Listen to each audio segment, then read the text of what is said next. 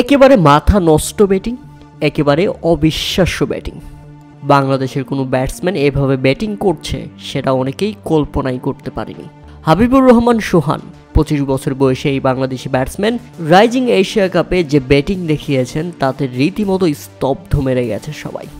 ভেঙে দিয়েছেন Colin Munro, Quinton ডিককের record.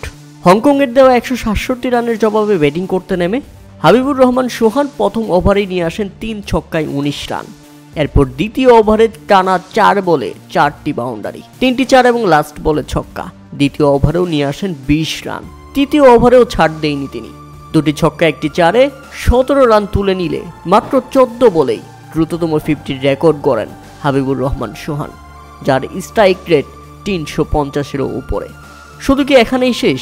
50 করার পর আরও বিধ্বংসী 2টি 4 এবং 2টি ছক্কায় চতুর্থ ওভারে নিয়ে আসেন 21 রান। তাতে 4 ওভার শেষে 19 বলে 72 রান করেন হাবিবুর রহমান সোহান এবং বাংলাদেশের সংগ্রহ 77 রান। মাথা নষ্ট, পাগলাটে কিংবা অগ্নিঝরা, আপনি যেটাই বলেন না কেন, হাবিবুর রহমান সোহানের এই ব্যাটিং ঝলক সবকিছুকে টপকে যাবে। এরপর আপনি জানলে অবাক হবেন যে বাংলাদেশ 100 করে মাত্র 5 ওভার 2 বলের মধ্যেই এবং পাওয়ার প্লের নির্ধারিত 6 ওভার শেষে বাংলাদেশের সংগ্রহ 107 রান। এমন ইনিংস, এমন স্কোর বাংলাদেশ ক্রিকেটে এই প্রথম। তবে এরপর অবশ্য বাংলাদেশ একটি উইকেট হারিয়েছে, ফিরে গেছেন জিসান আলম।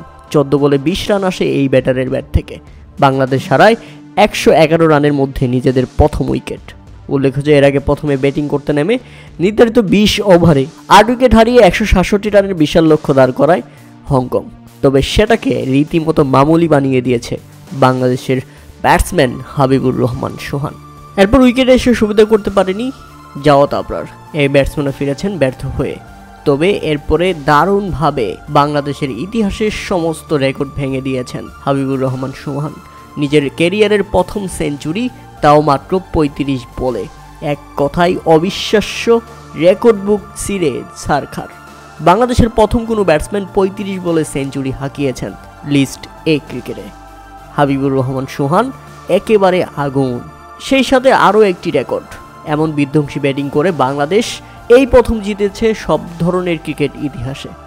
167 রানের লক্ষ্য বাংলাদেশ টপকে গেছে মাত্র 11 ওভারের মধ্যেই। 8 উইকেট হাতে রেখে জয় তুলে নিয়েছে বিশাল। আপনি জানলে চমকে যাবেন যে 11তম ওভারের শেষ 5 বলে 5টি ছক্কা হাঁকিয়েছেন টানা আকবর আলী। 13 বলেই খেলেছেন 41 রানের ঝড়ো ইনিংস। তাতে বাংলাদেশ পৌঁছে যায় জয়ের বন্দরে। হাবিবুর রহমান সোহানকে আর কোনো ধরনের ব্যাটিং করার সুযোগই দেননি আকবর আলী। বাংলাদেশ অধিনায়ক এবং হাবিবুর রহমান সোহান অসাধারণ এক ক্যামিও ইনিংস খেলে বাংলাদেশকে জিতিয়ে মাঠ ছাড়ে।